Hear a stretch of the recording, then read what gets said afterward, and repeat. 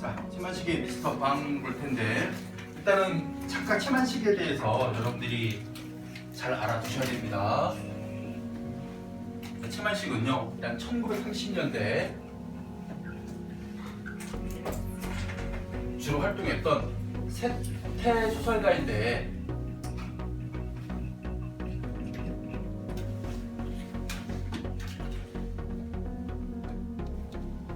우리나라 소설이 1910년대 후반에 이광수의 무정을 필두로 해가지고 근대 소설이라는 게 생기기 시작하고 이 10년대 들어오면서요 가장 먼저 나타난 형태는 사실주의였어요.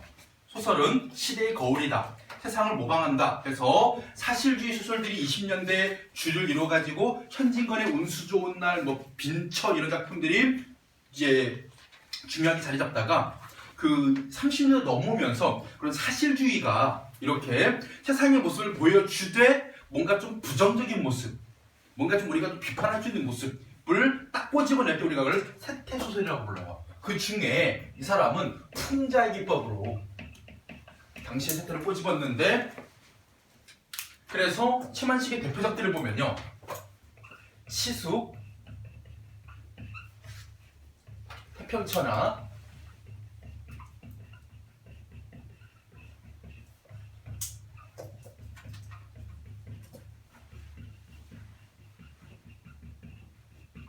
레디메이드 인생, 이런 작품들이 되게 유명해요. 다 알고 계셔야 될 작품입니다.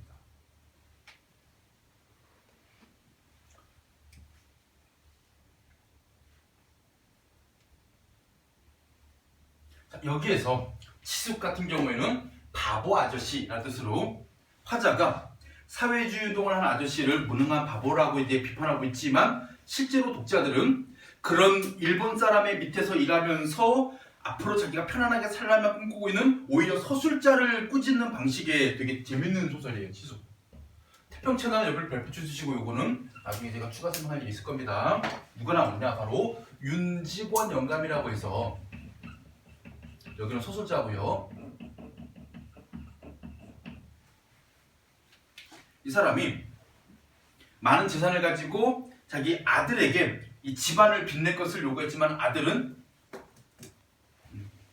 윤창식이죠. 아들은 그 아버지 기대에 부응하지 못하고 뭐 술과 도박과 뭐 여자로 이렇게 집안에서 승진하다가 손자한테 내려갑니다. 손자가, 큰 손자도 지 아버 닮아가지고 정신 못 차려. 근데 막내인 그 종아기가 일본으로 유학 보내가지고 일본에서 공부 열심히 해가지고 나중에 경찰서장 해야지 했는데 정신증이 픽업이 돼요. 그러니까 사회주의 운동을 하다가 잡혀갑니다. 그래서 한 집안의 몰락을 보여주는 태평천하. 그리고 레디메이드 인생 같은 경우에는 이미 만들어진 인생.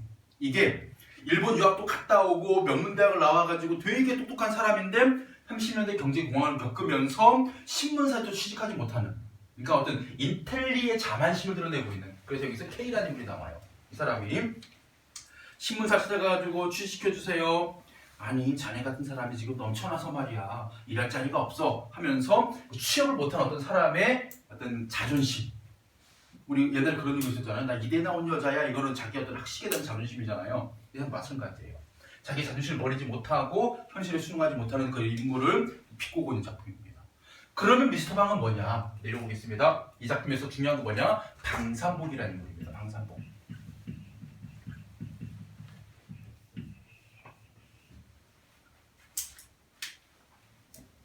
자, 방산복은요, 일단은 첫 번째 조건입니다.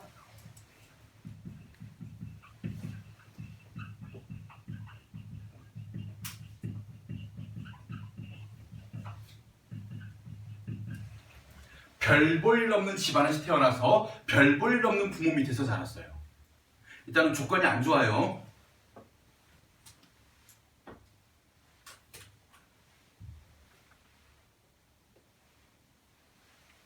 그렇기 때문에 이 사람은 물려받은 재산이 있는 것도 아니었고, 그렇다고 교육을 잘 받은 것도 아니었습니다. 이런 방산복이, 자, 여기가 어디냐면요, 바로 광복입니다. 광복을 기점으로 해가지고 광복 이전까지는 뭐로 살았느냐, 그냥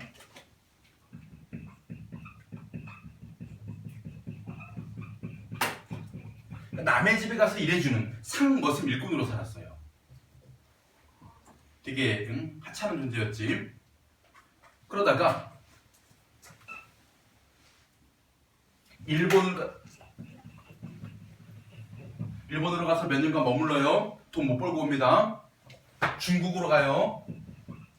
몇 년간 머물러요. 돈 못 벌고 와요. 다시 돌아옵니다. 그래도 변변치 않게 가족을 위해서 해주는 게 없습니다. 이런 세월을 겪다가 이 사람이 구두 공장의 직공을 거쳐가지고 신기료 장수라고 해서 신발을 수리해주는 사람. 여기까지는 어떤 삶을 사느냐? 상당히 하찮은 삶을 삽니다.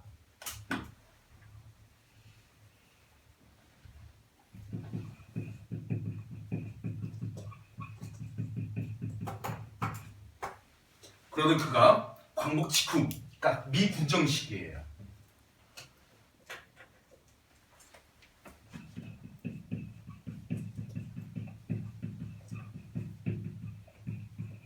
바로 미군 장교의 통역이 된 순간부터 이 사람의 인생은 확 하고 역전이 됩니다.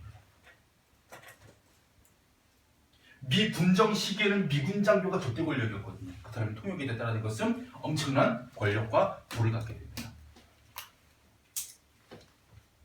그래서 이때 누가 찾아오느냐? 그런 방산복의 권력을 도움받기 위해, 이용하기 위해서 백주사라는 사람이 찾아와요. 백주사. 이 사람 친일파예요. 일제강점기 때 친일을 행해가지고 엄청나게 많이 모은 재산을요 광복과 동시에 다 빼앗깁니다. 그래서 그 재산을 되찾으려고 누구에게? 여기 있는 미스터 방 방산복에게 도움을 청하러 온 거예요. 그래서 소설의 시작을 어디? 백주사하고 여기 있는 미스터 방하고 술을 마시는 장면으로 시작을 해요.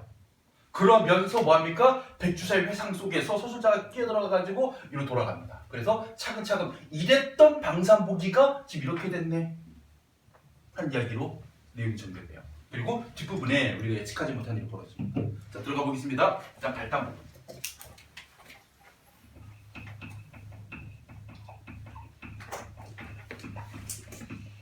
요거요, 나중에 여러분들 작품 공부하시다 보면 키워드가 하나하나 나와서 저만이구나라고 여러분들 이해될 거예요. 일단 미리 한번 딱 전체 맵을 그려드린 겁니다. 자, 주인과 나그네가 한 가지로, 마찬가지로 술이 거나하니 취하였다. 이때 주인, 방산복, 나그네 하면 손님이겠죠. 백주사.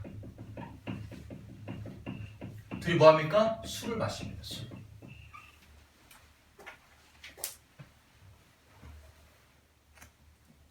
주인은 미스터 방이고 나그네는 주인의 고향 사람인 백주사.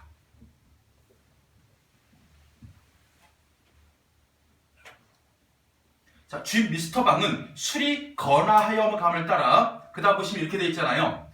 허세를 부리는 인물의 내면을 서술자가 제시함. 이때 이 서술자, 자, 우리 작품에서 서술자는요, 일단은 사건, 인물과 관련 지어가지고 전지적일 경우는 어떻게 하느냐? 바로 사건의 원인, 앞으로 어떻게 될지 결말 모두 알고 있기 때문에 원인을 설명해 주기도 하고 결말을 암시하기도 해요. 그래서 우리가 이호철 나상 같은 경우 내화의 그 서술자가 전지적 작가여서 나중에 이 형의 비극적인 죽음을 암시하는 말들이 막 나오잖아요. 그리고 인물 보시면요, 인물에 대해 가지고 인물의 심리도 제시하고 인물의 성격도 제시합니다. 또는 뭐 하기도 하고 말과 행동을 직접 보여주기도 하고. 그럴 때 뭐가 있냐? 서술자가 그 인물을 바라보는 태도를 여러분들이 눈여겨봐야 돼요. 이 사람에 대해 얘기할 때 어떤 뉘앙스로 얘기하고 있느냐, 어떤 감정을 가지고 이 사람에 대해 설명하고 있느냐를 잘 보시면 서술자의 태도가 나와요. 참고로 아까 채만식은 30년대 풍자소설가라고 했잖아요. 참고로 이 작품 30년 작품은 아닙니다. 광복 이후 작품이에요. 나중에 쓴 작품이에요. 그랬을 때 어떤 태도를 지니고 있는지 그 인물에 대한 이런 묘사 있잖아요. 잘 보시면 돼요. 심리를 묘사할 때 이렇게 합니다. 그러지 않아도 이 즈음 의기가 잠옷 양양한 참인데 이 의기양양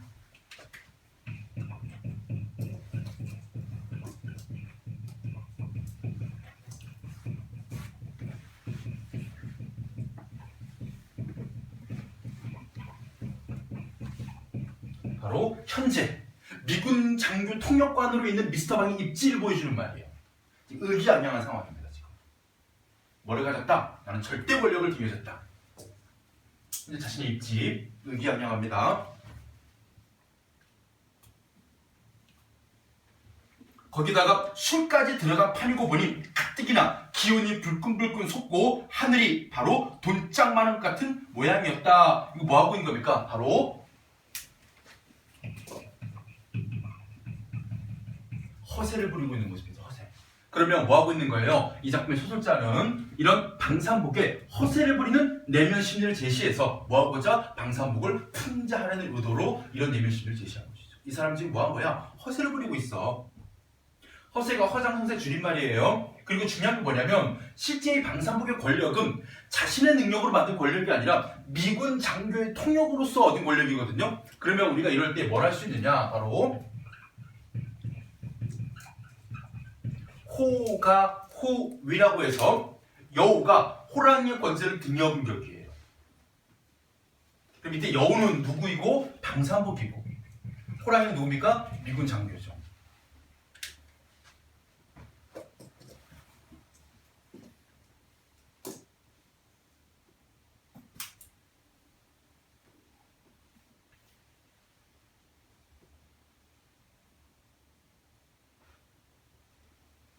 그리고 등장인물의 말까지 보여줍니다. 참, 그거 뭐 흰말이 아니라 빈말이 아니라 그냥 뭐 거드럭거리는 말이 아니라 사실 참 거칠 것 없어. 거칠 것 없어.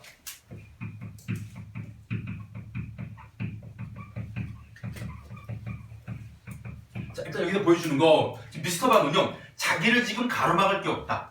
그리고 자기가 지금 두려워할 대상이 없다. 거칠 것이 없다. 뭐예요? 자기 과시가 드러나고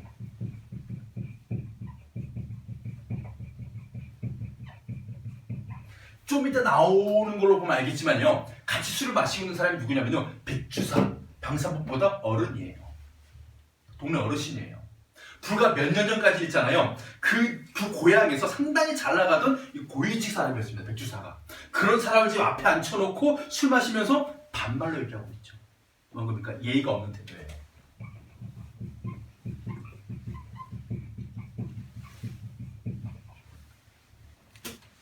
그러니까 권력을 얻고 높은 자리에 올라가는 높은 자리가 아니야. 일시의 권력이거든. 가지니까 그냥 바로 싸가지가 없어지는 거.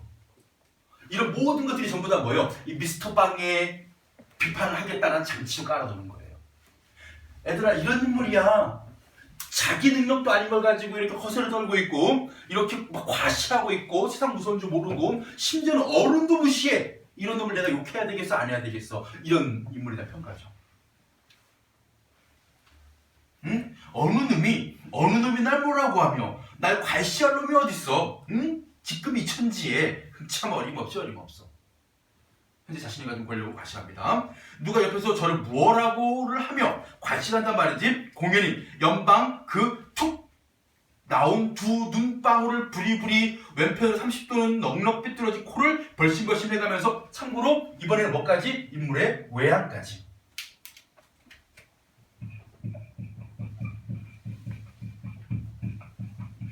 툭 튀어나온 눈알 그리고 삐뚤어진 코 눈방울이죠. 눈알, 코. 뭡니까? 인물의 외양. 묘사를 통해서 뭐 하려는 거냐? 바로 희, 화, 우스꽝스럽게 그리는 겁니다. 인물을. 그럼 뭐 하는 거야? 소설자는 인물의 심리, 성격 같은 내면만이 아니라 그 사람의 말 또는 외양, 행동 모든 것에 대한 설명에서 그 인물을 어떻게 바라보고 있는지 다 드러나는 거예요. 참고로 사람이 미우면 미워 보여요. 예쁘면 예뻐 보이고 그 사람이 진짜 미운 게 뭔 줄 알아? 그 사람이 진짜 미운 거? 난 이거 겪었었는데, 내가 미움을 당하는 겪은 게 아니라 어떤 선생님을 정말 미워하신대. 선생님이 그러면 안 되는데, 부모님들이. 근데 어떤 선생님이 식사를 하고 계셨어. 근데 어떤 선생님이 식사를 하러 오는 그 테이블에 바로 앞자리도 아니고 옆자리도 아니고 저쪽에 딱 앉았는데 식사를 중단하시고 나가더라고. 왜 저러시지? 그래서 몰라? 이 선생님도 눈치가 없었나 봐. 몰라 본인은 정작. 그래서 나중에 물어봤어.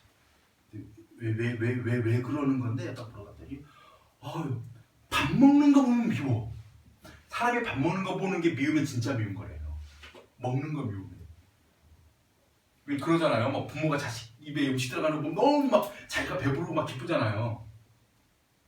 이게 먹는 거 기쁘면 사랑이야. 근데 먹는 거 미우면 증오래. 그래서 진짜 그게 먹는 거 이더라. 이런 것처럼 마찬가지야. 생긴 게 미운 데만 보이는 거야. 마음에 드는 사람이었잖아요. 물론 세월의 흔적에 따라서 약간 일그러진 면도 있었지만 그 안에는 나름 푸근한 인격이 담겨있는 그 선량한 눈빛과 이런 게 있었을 거 아니야. 좋은 인물이었다면. 근데 꼭 유독 그 눈알도 부리부리 튀어나온 눈방울이고 코도 오늘따라 그 마음처럼 삐뚤어져 보이네. 이렇게 인물의 외양을 희화화한다는 얘기는 전부 다 뭐예요? 인물에 대한 태도가 다 부정적이라는 것을 보여주는 장치입니다. 미우니까 미워 보이는 거야 지금. 그러면서 코를 벌심벌심 해가면서 그래 쌓는 것이었다.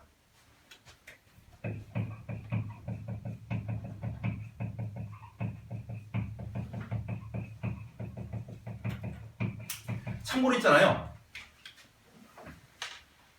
코를 벌심벌심 해가면서 그러하였다 하면 문어체로요. 글을 쓰는데 사용되는 소설자의 말투고요. 이거는 뭐냐면 애들아 글에 쌓는 것이었어. 이거는 뭐냐면 평상시 실제 말을 건네는 듯한 말투예요. 구어체. 근데 무슨 구어체냐? 그러니까 말을 할 때 사용하는 문체입니다. 글을 쓸 때 사용하는 문체는 문어체. 말을 할 때 사용하는 건 구어체. 바로 판소리 구어체예요.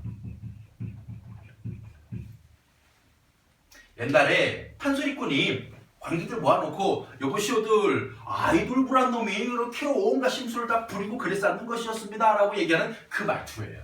그래서 소설자가 옛날 판소리 소리꾼의 그 말투를 그대로 이용해가지고 얘기하고 있는 거죠. 그러면 판소리 구어체를 사용했을 때 뭔가 효과가 있으니까 그랬겠죠. 첫 번째, 옛날 판소리를 하던 사람들은 대부분 뭐였냐? 풍자의 다름이었죠. 바로 풍자를 효과적으로 하기 위해서 판소리 소리꾼의 말투를 본받으면 되겠다. 두 번째입니다. 이런 말투 사용하면요, 독자에게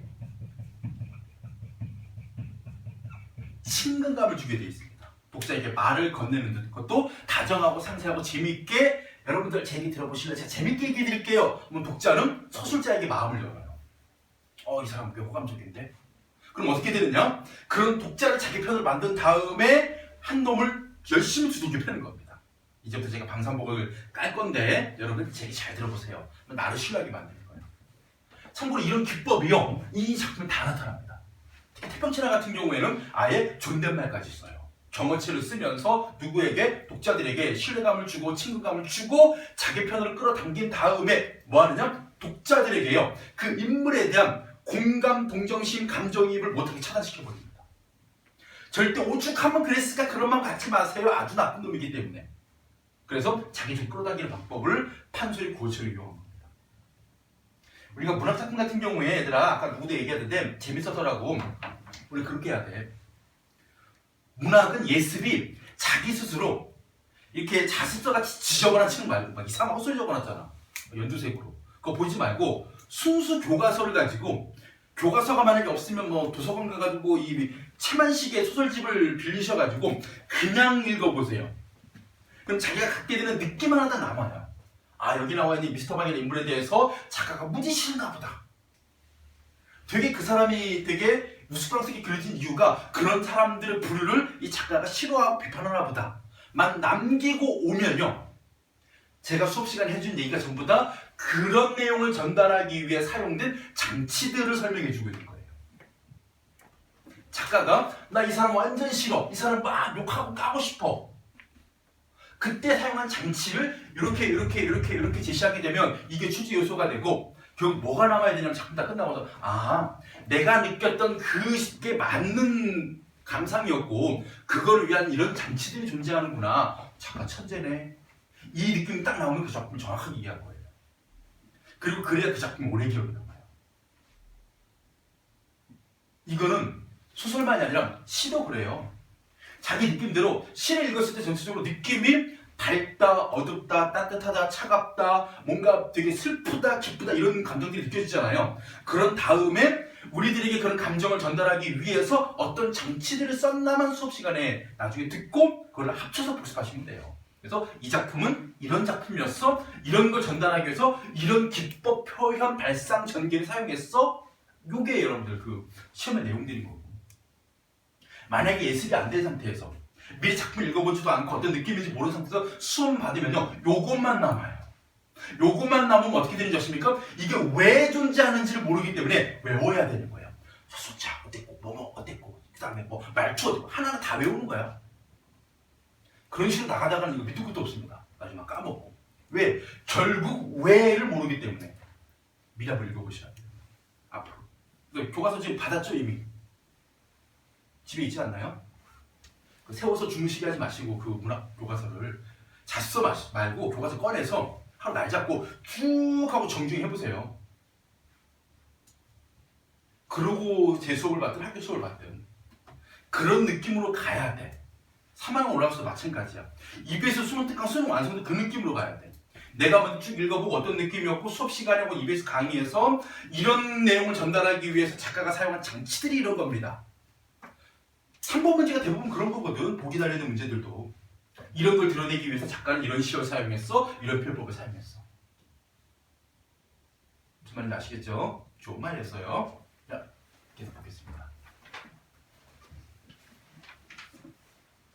내 참 이래봬도 동양 상곡물 다 먹어본 방산복이요. 자, 동양 상곡물 어디예요? 그죠? 한국 포함해가지고 일본, 중국 동양 상곡물 다 먹어본 사람. 청어를 못하나, 청어하면 중국말입니다. 일어를 못하나 일본말이에요. 심지어는 뭐 영어야 뭐 말할 것도. 얘가 지금 뭐 때문에? 바로 영어 때문에 비군장교 통역이 된 거예요. 참고로 이게 지금 옛날 그 과거 해상 부분에 생략된 부분이 있어요. 그 전기 부분 뒷부분에서 뭐 했냐면요. 광복이 되고 나서 신기로 장수 이게 안 좋아진 거야. 왜냐면 이게 원래는 일본군의 궁화를 수선하는 게 가장 좋은 돈벌이 수단이었거든. 근데 광복이 딱 되니까 일본군이 싹 다 돌아가 버린 거야. 그러니까 더 이상 이제 장사가 안 돼. 그런 상황에서 어느 날 야 이거 먹고 살 방법이 없네. 집에서 술 먹고 있는데 아내가 뭐라고 해. 아 시끄러워 하고 나왔어. 그래서 종로 앞거리 걸어가는데 저 앞에서 미군 장교 하나가 담배 파는 장사 앞에 서가지고 하우머치 하고 있는데 그 장사는 뭐라는겨 40원 이러는 거야. 30원이라구나. 30원. 하우머치 30원, 하우머치 30원 서로 안 통해 말이.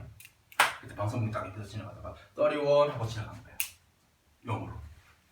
그래서 그 담배를 치르고 난 다음에 방송국한테 Can you speak English? 딱 한마디. 그러니까 운명을 바꾼 질문이었어요.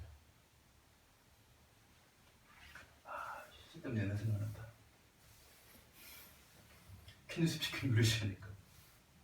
논산훈련소에서요. 사주차 때 일요일날 갑자기 시험 보러 가래요. 한 100명 싹 모아가지고. 니네가 5,000명 중 이번 입대한 5,000명 중에 그 언어 관련 대학을 재학하다 온 나름 그 엘리트 지식인 층이다. 너희들에게 뭔가 시험을 자격을 주겠다. 뭔 시험인지 얘기도 안 해. 친구가 딱 들어갔어. 그래서 사방에 스피커에서 뭔가 딱 나오는데 영어 듣기 평가한 거예요. 얼핏 들었더니 한 중3 연합고사 수준이에요. 그래서 뭐 어디 길 찾아가는 거, 혹은 뭐 호텔 객실 방 물어보는 이런 거 있잖아요. 그래서 열심히 풀었어.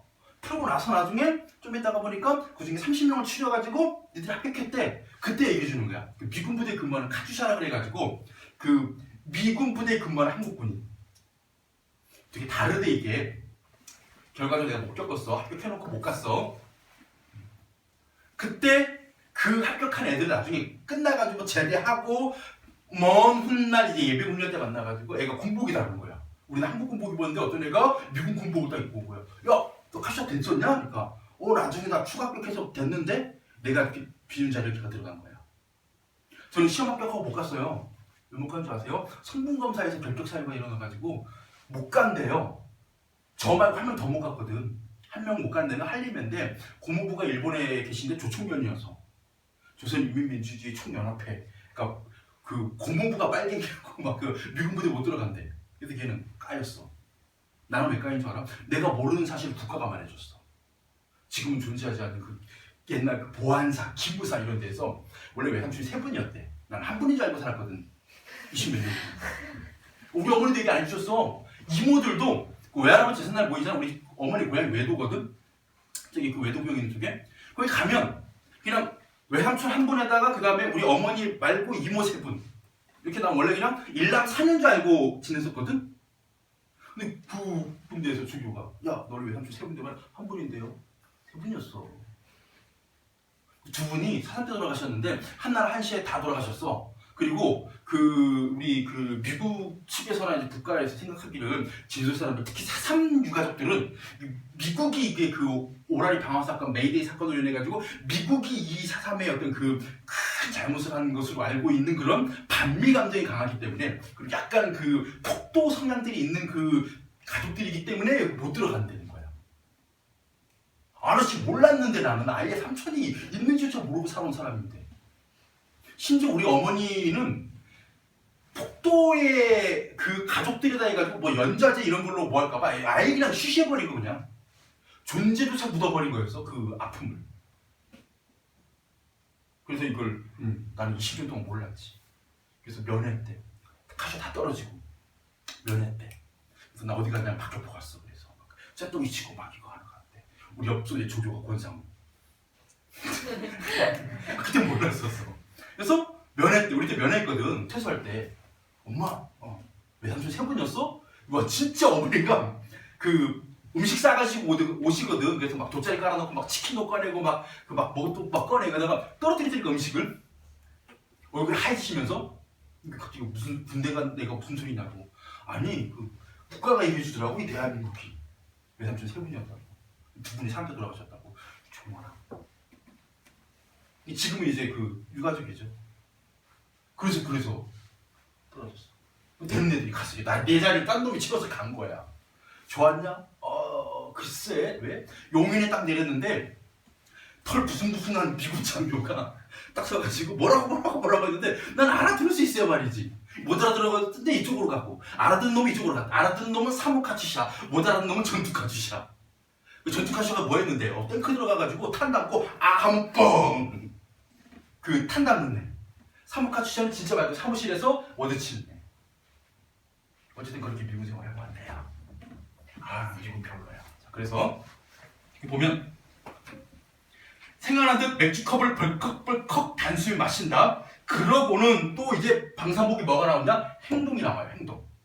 아까 말 거칠 것이 없어. 외양, 눈알, 코. 그 다음에 행동 나옵니다. 이번에 뭐냐? 바로 시꺼먼부터.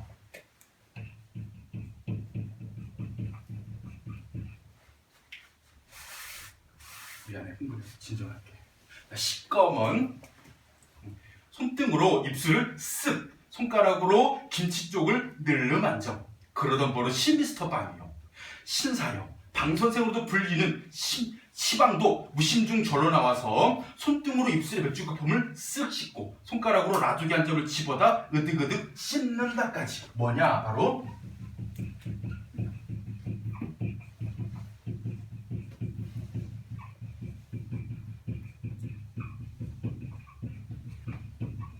미스터 박의 행동을 묘사하고 부른다. 묘사.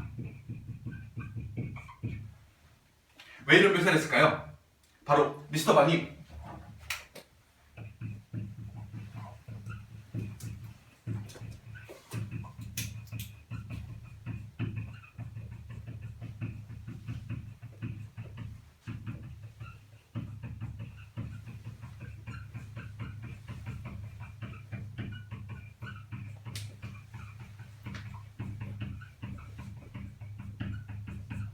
바로 겉으로는 추세했지만 겉으로는 콧빛들이 신기루 장수 방산보기가 미스터 방 하고 추세했지만 그의 본질적인 인성, 교양은 달라지지 않았음을 보여주기 위해서 이런 껍데기만 바뀐 거야.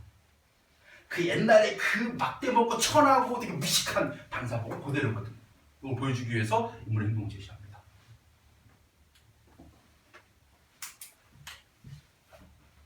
그러면서 마법은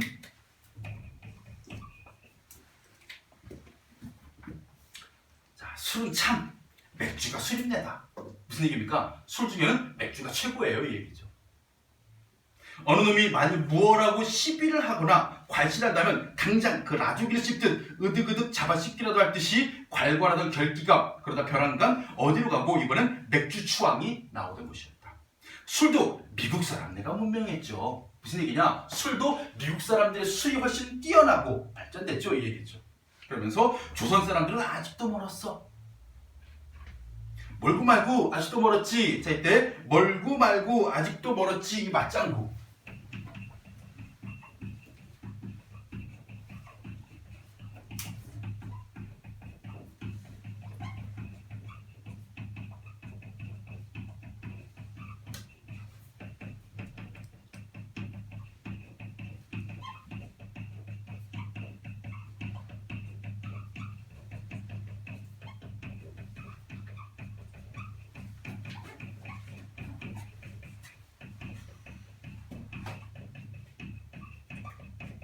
백주사는 지금 부탁하러 온 입장이거든요. 우리 집 계산 좀 찾아줘.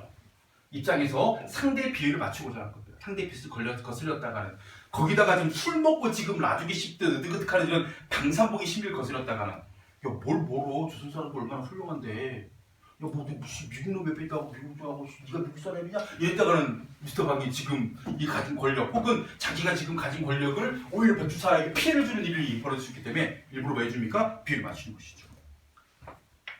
그 다음 보겠습니다. 백주사의 외양도 나와요. 뭐가 나오느냐? 쥐, 상호이 대추씨만한 얼굴에 앙상한 노랑수염까지.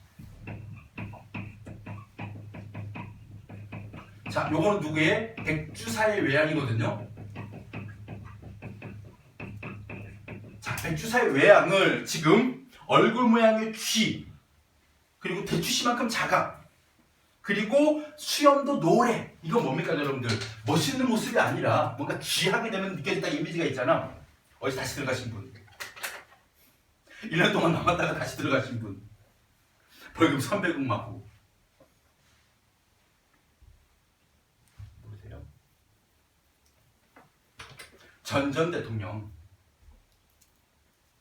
다시 들어갔어요. 자기 가야 할 곳으로 철창 안으로. 그 얼굴이 쥐사온 거잖아요. 그죠? 그러니까 뭔가 부정적인 외양 묘사잖아. 그러면 이런 외양 묘사를 통해서 또 뭘 보여주냐? 너도 부정적인 인물이야. 너도 비판의 대상이야. 너는 언제 요거 이전의 비판의 대상, 방산복은 언제 이거 이후의 비판의 대상.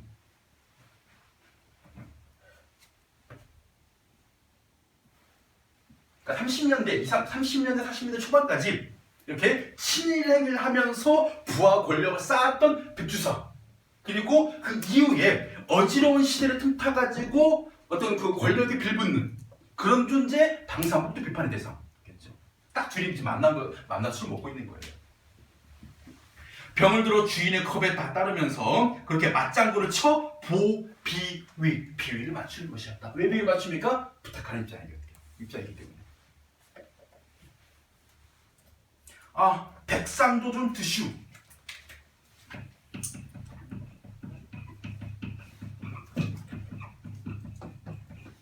자, 지금 백주사를요, 백상.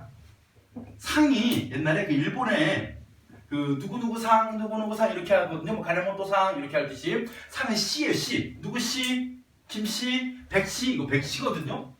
드슈, 하시우, 이거 뭐예요, 여러분들? 하시우 주체가 아니에요. 이거는 예산어 표현입니다. 바로 누구에게? 백주사에게 예의 없는, 다시 한번 나옵니다. 광산복의 예의 없는 태도.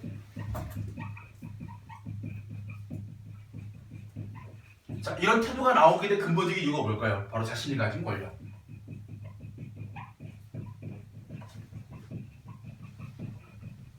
그로 인해 가지고 예의 없는 태도, 상대방에 대한 말투.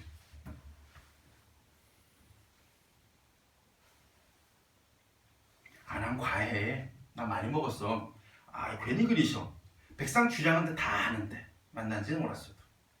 다 젊었을 적이지. 지금은 그 올해 몇이시지? 아랫사람이 없는데요. 그 원래 몇이시지? 만약에 선생님이 막 학교 가가지고 모형생한테 원래 몇이시지? 뺨 맞잖아요. 이 새끼야, 네가 고등학교 다닐 때도 내가 그때도 내가 40이었어 이러고 막 이러면 이제 뺨 맞잖아. 나이 차이가 있는데. 갑수생 48 아닌가? 48. 정철구 선생님이 지금 47인가? 8인가? 그 나이죠. 그럼 나보다 11살 위시군. 엄청 나이 차이가 있는 거예요. 그래도 백상은 안 늙으신 심이야. 허허. 안 늙은 게 무언가. 머리 선 걸 볼게. 그건 조백이지. 조백이 뭐냐면요, 우리가 일찍 머리가 하얗게 되는 거. 그러니까 나이에 비해서 머리가 하얘서 늙어 보이는 것이지 실제로는 아직 젊지 않습니까? 백주사는, 그 다음에 내면심이가 나옵니다. 흔연히 수작을 하면서 내색은 아니야. 즉 겉으로는 지금 티를 내지 않는 거야. 내색은 하지 않지만 어심엔 마음속에는 미스터 방이 괘씸하기 짝이 없었다.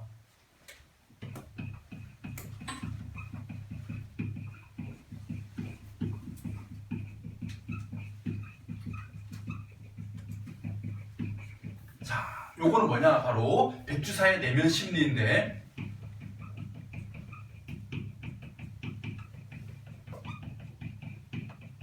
자, 요런 거 하나하나가 일단은 전지적 작가라는 걸 보여주기도 하고, 또 있습니다. 이게 내면 심리인데 겉으로 한 행동은 뭐예요? 내색을 하지 않아요. 이렇게 겉과 속이 다릅니다. 마음속으로는 괘씸한데 겉으로는 드러내지 않는, 내색하지 않는 이것을 우리가 일단은 표리부동을 해석하셔야 되고, 표리부동한 인물.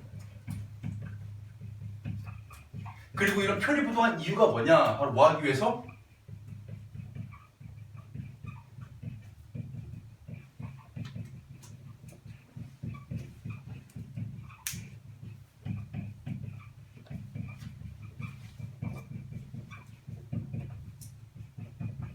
바로 권력이 빌붙기 위한 기회주의자의 면모를 보여주기 위해서 겉과 속이 다른 모습을 보여주죠. 속으로는 되게 안 입고온데 진짜 이 몇 년까지만 해도 진짜 나 쳐다도 못 볼 놈이 지금 나보고 백상 나이가 몇이시지? 이런 거 보면 진짜 너무 화가 나요. 근데 겉으로 드러낼 수 없습니다. 왜?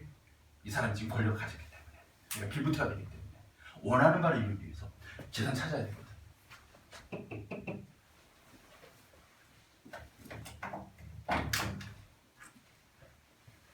자, 오른쪽에 인물의 외양 묘사 보세요. 물론 인물의 말도 있었고 직접적인 제시도 있었지만 미스터 방은요, 툭 튀어나온 눈방울, 그리고 코가 삐뚤어진 모습, 백주사는 쥐상홍, 그러니까 얼굴 상이 쥐상인 거야. 우리 막 사람 얼굴 상 쥐상이다, 말상이다, 개상이다, 고양이상이다 하잖아요. 쥐 얼굴인 거예요.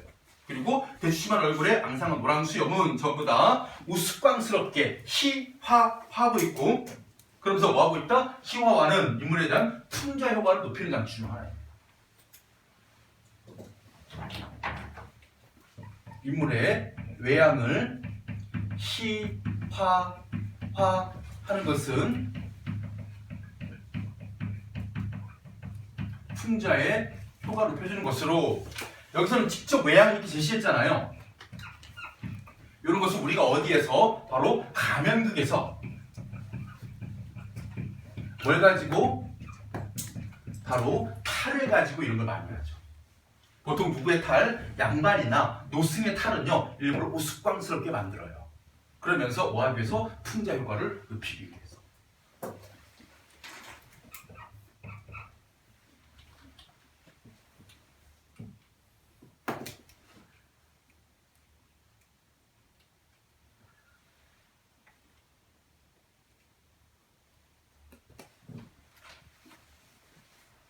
그리고 미스터 방의 태도 또는 특성 보겠습니다. 자기과시적인 태도가 많이 나타나죠. 아까 얘기했습니다. 자기과시적 태도. 뭐 거칠 것이 없어. 응? 내가 이래봬도 뭐 영어야 말할 것도 없고 내가 영어 좀 하지 마 이런 식으로. 그리고 교양 없는 태도. 뭐가 나옵니까? 이렇게. 이건 뭐야? 바로 자신의 능력과 지위를 과시하며 허세를 부리지만 실제로 그의 본질적인 특성, 교양이 없는 그리고 막대먹은 인성은 달라지지 않았음, 변하지 않았음을 보여주기 위해서 일부러 인물의 행동을 보여준 거죠.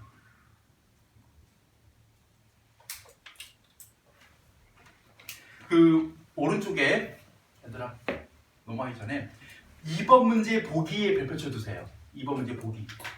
크고 예쁘게 나중에 페이지 넘기다가 이거 뭐야 딱 볼 수 있게. 자, 거기 보시면 부정적 인물을 형상화하는 풍자 소설에서는 이 소설 풍자 소설이에요. 누구? 방산복하고 백두사거든요. 이때 독자가 감정이입할 만한 인물이 잘 등장하지 않는다. 이때 감정이입은 뭐냐면 이해하고 공감하는 거예요. 에밀리에게 장미리를 에밀리를 나무로 보면 공감이 안 되지. 미친 여자지. 나 기억나? 나원하면서. 근데 내가 만약에 에밀리랑 역할 바꾸기 했잖아. 그러니까 뭐가 돼? 이해가 되고 공감이 되잖아. 오죽하면 그랬을까? 그걸 못하게 막는 거예요. 그게 안 됩니다. 잘. 방산복도 오죽하면 이럴까? 아주 과격하게 만들어버리거든요. 그럼 뭐 때문이냐? 풍자소설에서 독자는 이야기 세계에 참여하기 위해서 인물의 감정이입하기보다는 오히려 부정적 인물을 공격하는 서술자와 제휴하게 돼 있어요. 서술자하고 제휴하게 됩니다. 이를 위해서, 즉 독자를 서술자가 자기 편으로 제휴를 시키기 위해서 부정적 인물과 비판적인 거리를 두고 외부 시점으로 소설을 전개하는 반면, 그러니까 인물에 대해서는 부정적인 문체를 사용해요. 비판적 거리를 둡니다. 반면 독자에게는요 구어적 문체, 이거죠. 구어체. 독자와 거리를 좁힐 수 있는 말투, 바로 친근감을 주는 말투를 사용해가지고 뭐합니까? 독자와 서술자가 제휴를 해요. 제휴를 통해가지고 뭐가 커지는 겁니까? 풍자의 부가 커지는 것이죠. 그래서 여기에는 뭐가 있다? 바로 독자가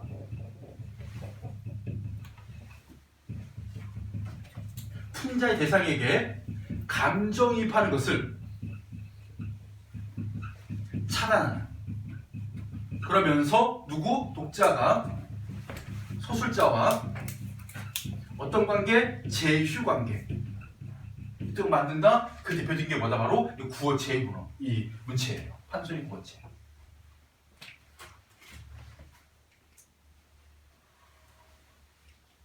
독자가 풍자 대상의 감정이입하는 걸 차단하고 서술자와 제휴하게 하기 위해서 이런 말투를 사용한다.